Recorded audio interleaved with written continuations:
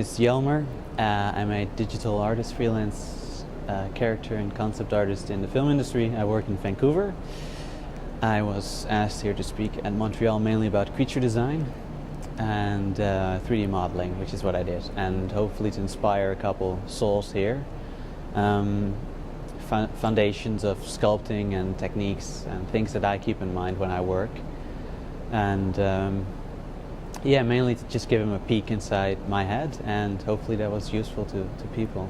I think it always comes back to the things we've learned from the old masters, which is they've got their stuff figured out pretty well. So I refer back to that a lot about weight and balances and form, but also more modern principles that when I do digital sculptures or models, I always try to find certain rhythm that works well for me, and just make interesting models that people find interesting to look at, just that sing and keep the eye going, and not just focus on just anatomy or get lost in just real life things as gravity, but also find that artistic touch to a model or sculpture that makes it just very fascinating to look at, which I think is equally as important as making sure it's believable and realistic and anatomically correct. It's part of the game, but it's not the entire game. So yeah, that sort of thing. Yeah, well, there's thousands of years of knowledge, right, in sculpture. It's an old art form, and you can't forget about that. We're just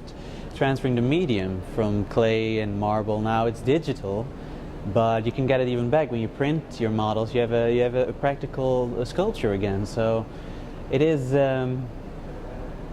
Yeah, you can't forget. Just as animators look at the stuff Disney did 100 years ago, we look at sculptors that worked 100 or 1,000 years ago. But that's, people like Michelangelo, Rodin, Bernini. It's hugely inspiring, and we have an easy job because that stuff was cut out of marble, and this is. You can go back and forth as much as you like. I wouldn't consider it matured at all yet. For it to mature, it would have to be accepted more by the general audience.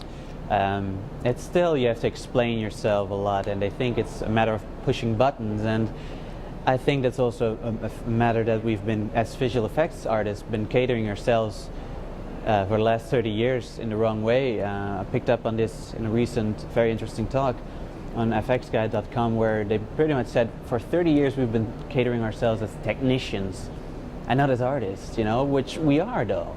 We're not people that program and push buttons. We sculpt just as much as a sculptor would in clay, and so that's one thing. And I think, yeah, to be more of an accepted art form by people, to actually see what we do is equally as relevant. It's not just the stuff in musea, and even these days sometimes modern art can be less interesting than digital art. I think our generation of artists will be more known for the stuff we put in film and games than the stuff we hang up in our musea, to be honest. Another thing, if you want to work in the industry, there's a lot of things, like in the film industry, you still need to make sure your model doesn't only look correct, but it will move correct eventually as well.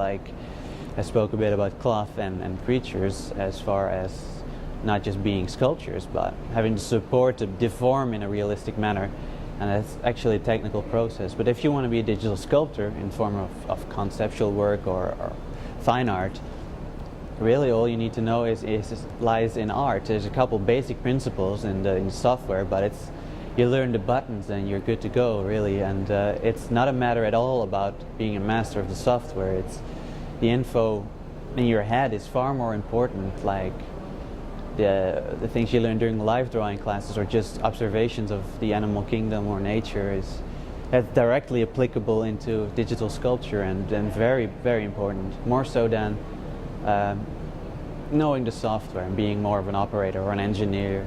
Like if you want to be an artist, be an artist, just focus on that.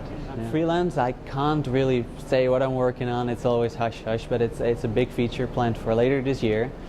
I'm sure I can tell you all about it once it's released, but for now, yeah, I'm working for a company called Prime Focus. I'm freelance though. This is just currently a bit more, I'm bound to a certain project, and I'm doing all sorts of things from concept art to paint overs, look development, modeling, texturing, of course, and shader work. They allow me to do a lot of the things I like to do, and very creative work, and I can sort of skip out the technicalities, which is perfect. Very happy there right now, so who knows? Yeah.